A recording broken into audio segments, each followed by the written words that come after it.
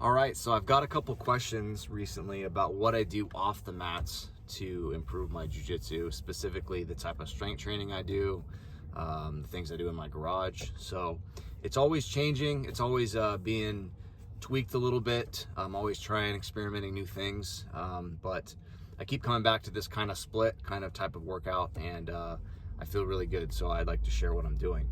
So for a week, I strength train in the gym 3 times, usually Tuesday, Thursday, Saturday, and I have 3 type of workouts.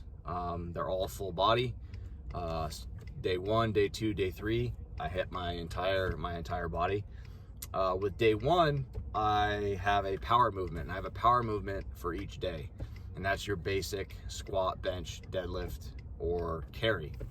For strength day 1, I hit my power movement is bench, so I'm keeping it super simple this cycle. I'm just doing regular bench, and for carries, I'm doing farmer's carries with the trap bar. So your foundational, super effective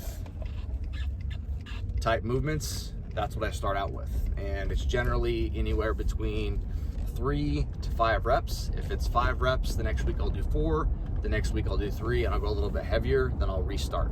So I'm progressively loading that movement, trying to chase perfect form, trying to stay injury free, but get stronger in those big compound movements. Now, after I finish that power movement for the day, now strength day 1 is bench and carry, strength day 2 is squat, and strength day 3 is deadlift. So after I finish that power movement, I hit the rest of my body more of like a typical bodybuilding type workout. You're looking at 8 to 12, maybe 12 to 20 type reps, 3 to 5 sets per body part. And if I hit bench that day, that'll be good enough for my chest, so I'll hit back, shoulders, legs, and arms. And then if I hit, say, squat like today, that's good for legs, so I'll hit the rest of my body, shoulders, back, arms, and chest. And those movements are also progressively overloaded, either adding reps or adding weight. I have an entire Excel sheet that I follow, and it's slowly pushing the volume, slowly forcing my body to adapt. Now, I stay really reasonable with the weight I use because I'm not trying to get hurt. I'm trying to have this enhance my ability to practice jiu-jitsu. So there's no point in going ham in the gym, getting hurt, and not being able to roll. So I'm always very careful with my technique, my tempo, how fast I progress the weight, and I pay attention to how my body's feeling. And if it's a movement that's really kind of continually making me achy, or making me slightly injured or tweaked, or it's hurting my lower back or shoulders, I'll just kick the movement out and do something different. There's nothing that I have to do in the gym. Now, right now, I'm doing very basic power movements: squat, bench, deadlift, farmer's carry. And as I progress throughout this cycle, I'll add those weights and get heavier and heavier. And then when I feel like I've progressed those weights a decent amount, probably 8 to 12 weeks, I will cycle in a variation. If it feels good and I keep getting stronger in that movement, I'll keep it in. And then for each day, I always finish with a full body type core movement, something that's challenging, something that's fun. You'll see a lot of that stuff on my Instagram, a lot of it from Dr. Joel Seidman. A lot of people hate on his style workouts, but in his recent podcast, he talked about how, this is kind of a finishing type movement. A lot of his guys, 80% of their work is your traditional strength training. It's not as flashy, not as cool. That's why he's not showing it on Instagram, but that's my base. That's his base. It's my base as well. But I always finish with something that's challenging, something that's really going to tax my core balance stability. And then finally, I finish with a type of grip type exercise. Now, I'm rotating my grip exercises to hit all types of angles, all types of grips, wrist, hand strength, grip, finger strength. And I got that from Daniel Strauss. He has a instructional Ape Strong for gripping for grapplers. I learned a ton on that instructional. It doesn't exactly tell you the movements to do, but it tells you these subcategories of grip that you can train to have a well-rounded type grip strength. So I'm rotating that. I track that as well. And like today, for example, was wrist deviation and wrist deviation, so ulnar and radial. And I'll do supination, pronation, I'll do crushing strength, I'll do hooking, cupping. And I noticed the biggest thing I've noticed with along with improving my grip strength on the mats, both gi and no gi, is my elbows don't hurt ever. They stay really healthy, and it's because I'm also hitting extensor work, I'm rotating my types of grip, and I never get overtrained on a certain aspect.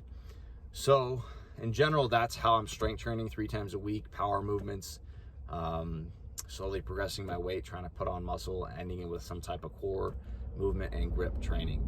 Now, aside from strength training, I also will hit one suplex training type circuit, and that's typically right now with my Bulgarian bag. It's grappling conditioning that has a ton of carryover. It not only trains your grip, but your shoulders, your back, your core, and it feels the closest to a hard round that I've noticed, other than high rep solo drills.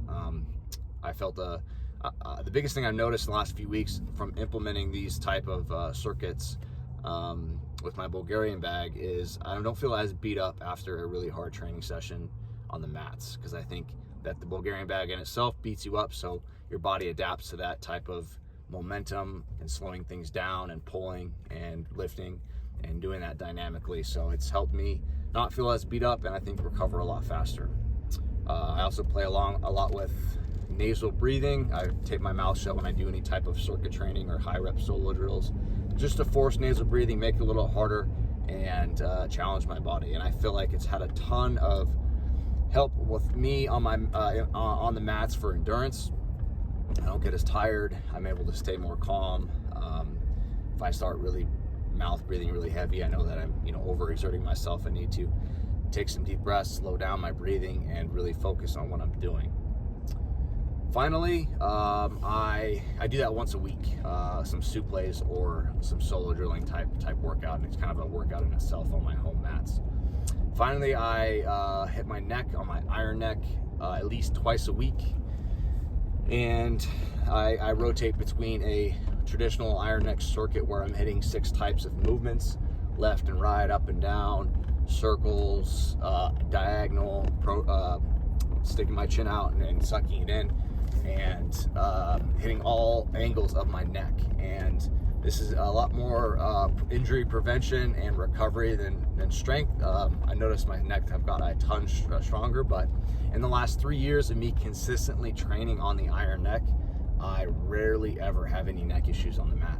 And there's been some times where I've been slammed, I've been tweaked, I've been neck cranked, I've been where I thought, man, this is going to take a while to recover, and I get on my iron neck, goes to light work, and I'm better in a couple days. And I think that's just because my neck is really resilient because of the extra training I've done. So to wrap it up, that's what I'm doing off the mats to get better physically wise. Obviously I'm studying and journaling, but lifting 3 times a week. I'm doing 1 solo drill session on my home mats and a suplex circuit for some conditioning, and I'm training my neck twice a week.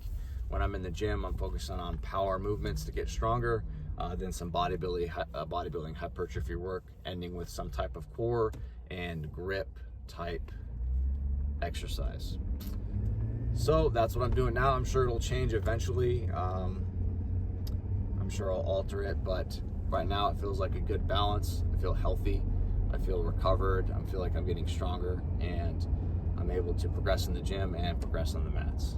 So if you're interested in my template or more details in the exercise I'm choosing, or my rep scheme, or how I'm progressing the load, or where I'm finding my solo drills, any questions at all about what I'm doing off the mats, feel free to shoot me a DM, message me, comment on my YouTube, because I'm an open book, and I do my best to take advantage of every single day to get a little bit better. With a busy work schedule and family, I can't always be on the mats training, so what I do off the mats is really important to me, because even if I'm not training jiu-jitsu for that day, or for a few days, I know I'm getting better and will feel better once I get back on the mats.